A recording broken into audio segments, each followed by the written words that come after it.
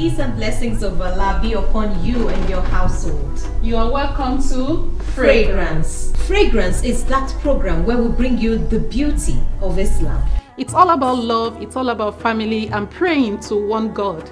You are most welcome. I am Tinuke Oloruntoyin Folami. It's going to be an interesting and exciting time with us on the program. I am Fadila Okunu. We'll take a quick break and we'll be right back.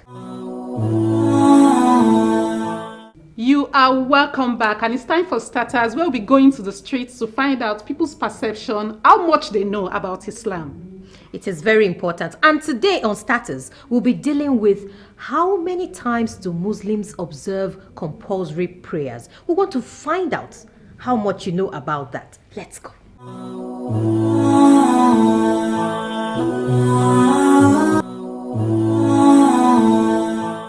Welcome back. It is still Fragrance. So, some people got the answers right. Yeah.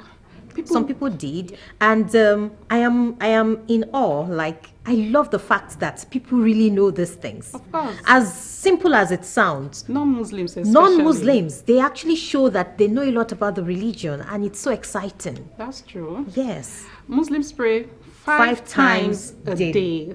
Yes. Compulsory, though there are Compulsory prayer. Of course, there are other prayers. obligatory prayers. Yes. You can observe your personal nawafils here and there, but the compulsory prayers five times daily. We have the subuhi, which is just 2 rakah. Then we have the zur, which is 4. We have the asri, which is also 4. Then we have maghrib, which is done around 7 o'clock. That one is 3 rakah. And we have the isha, which is done around 8 o'clock. And that's the last one. Aside from that, we have other prayers, the midnight prayers, that's the tahajjud, and the midday prayers. Yes, we do. Yeah, may Allah accept our prayers. May Allah accept everything we do as an act of ibadah. And because the essence of our living is to serve God and to worship Him.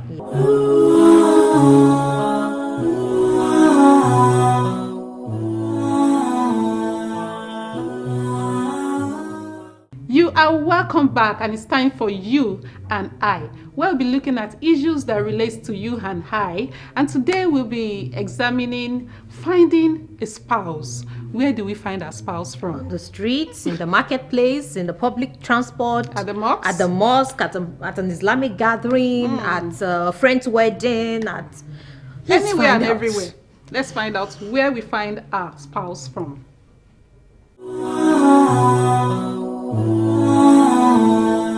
Do I get a spouse to marry? MashaAllah. A'udhu billahi minash shaitani rajim. Bismillahir rahmanir rahim. Rabbi shrah li sadri wa yassir li amri wahlul 'uqdatam min lisani. Assalamu alaikum wa rahmatullahi wa barakatuh, brothers and sisters. Today I'll be talking of where you can get a spouse. Now, marriage is very important in our deen, as you all know. Marriage is half of the faith, and without marriage, the ummah cannot grow, right? Good. So where do you find this spouse to get married to?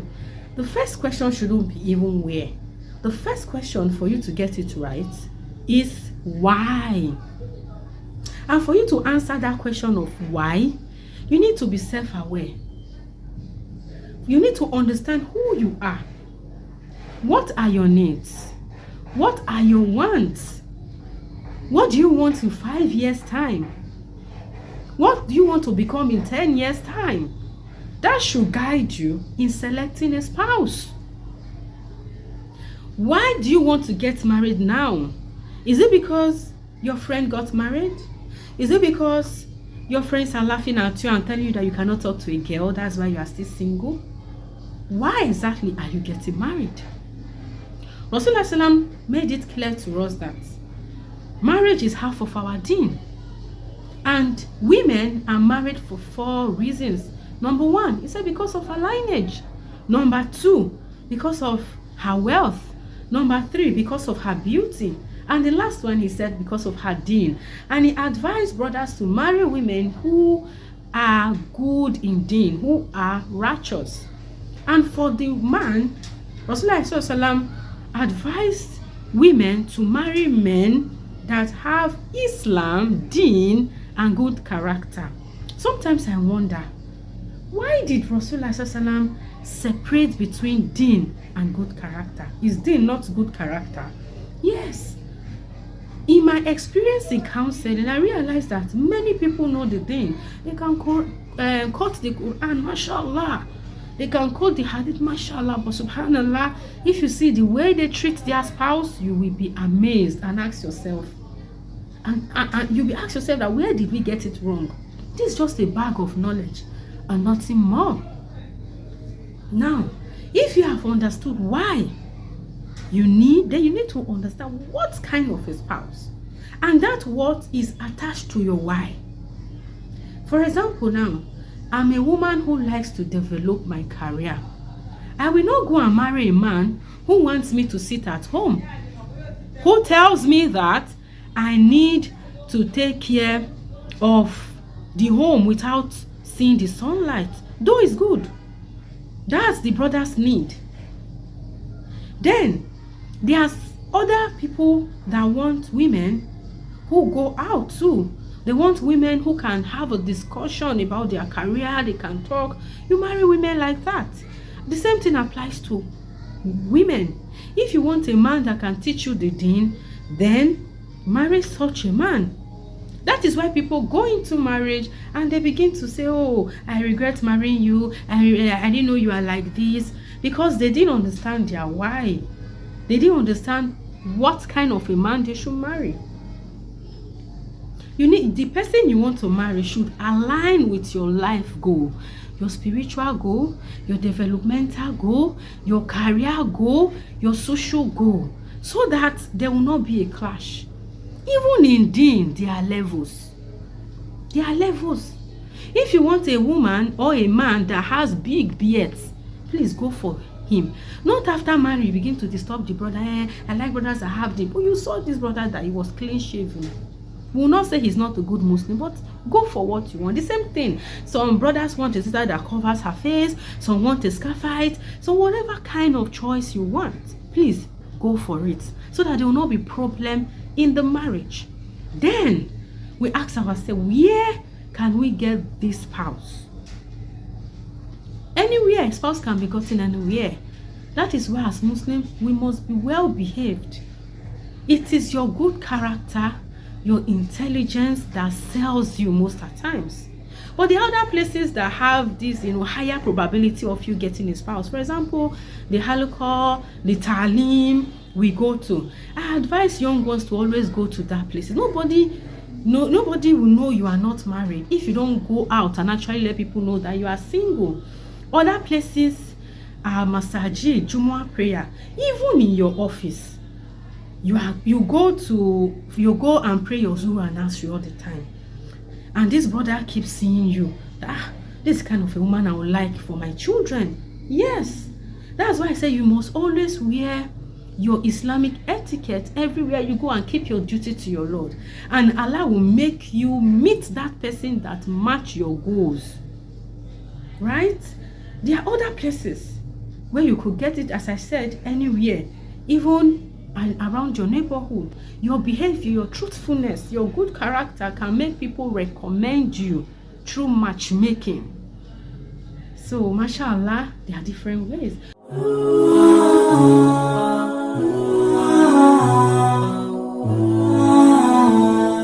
And there you have it. Finding a spouse from Hajia Rihanna Musa. Where do we find our spouse from? Well, according to her, she's saying we can find our spouses in variety of places. Now, what is most important when finding our spouses is finding them in the right place. Yeah. You can find your spouse even on the road. The person can actually walk up to you and say, Assalamu alaikum, and try to get to know you. Fine. But what is most important in finding a spouse is the content eventually.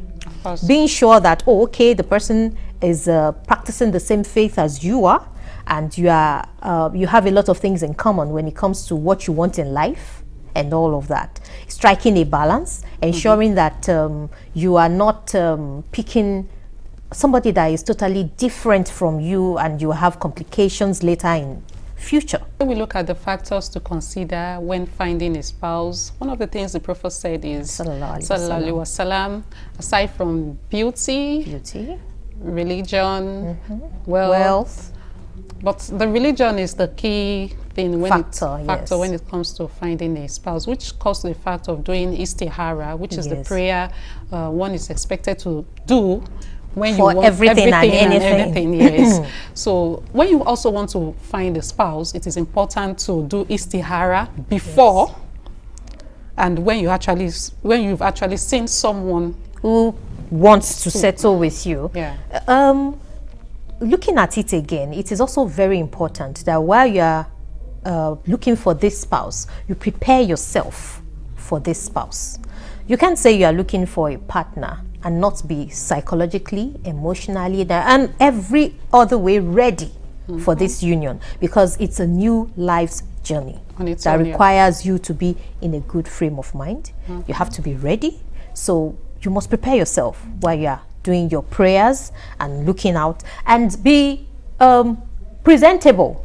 When I say presentable, I am saying in essence that you should dress the way you want to be accorded, addressed. yes. Yes, because if you do not dress decently, the kind of men That would that will approach you will be men who are obviously Yeah. in that space. All of these things work hand in hand. So we have to put all of these things into consideration when we are looking for a partner.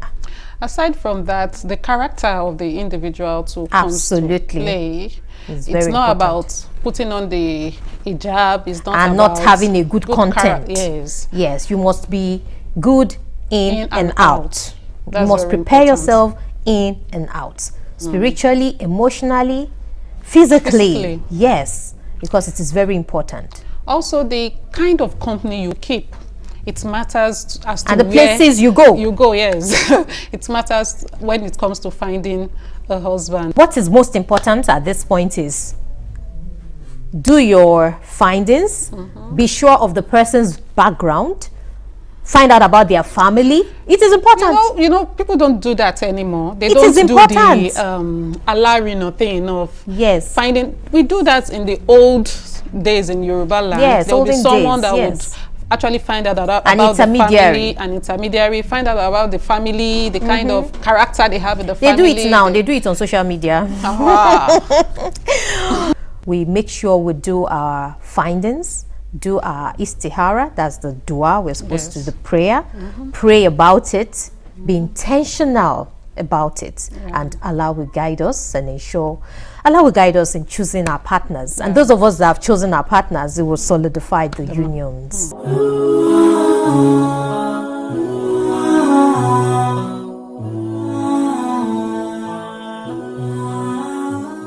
Barira, radiallahu anha, may Allah be pleased with her, was an Arab slave girl who belonged to Utbah ibn Abu Lahab. She was forced to marry another slave, whose name was Mughith, somebody she did not approve of. But as a slave in that era, she didn't have much choice, so she got married. She then had a child with him. Aisha radiallahu anha said, Barira came to me and said, I have agreed with my masters to pay them 9 uqiyas of gold in installments, 1 uqiyya per year. Please help me. I said, I am ready to pay the whole amount now. Eventually, Aisha radiallahu anha bought her and set her free. When Barira, as a free woman, was given a choice to keep her marriage with her slave husband or leave him, she chose to leave. Narrated Ibn Abbas, Barira's husband was a slave called Mughith, as if I am seeing him now, going behind Barira and weeping with his tears flowing down his beard. The Prophet ﷺ said to Abbas, O Abbas, are you not astonished at the love of Mughith for Barira and the hatred of Barira for Mughith? The Prophet ﷺ then said to Barira, why don't you return to him? She said, O Allah's Messenger ﷺ, do you order me to do so? He said, no, I only intercede for him. She said, I am not in need of him. She said, even if he gave me so much and so much money, I would not stay with him. She loved Allah and His Messenger, so much so that when incident of Ifk happened, Muhammad ﷺ went to her for her opinion on Aisha radiallahu anha. But she was an individual with an immense amount of self-awareness. After leaving her husband, she went on to become a scholar and taught Islam till her last breath.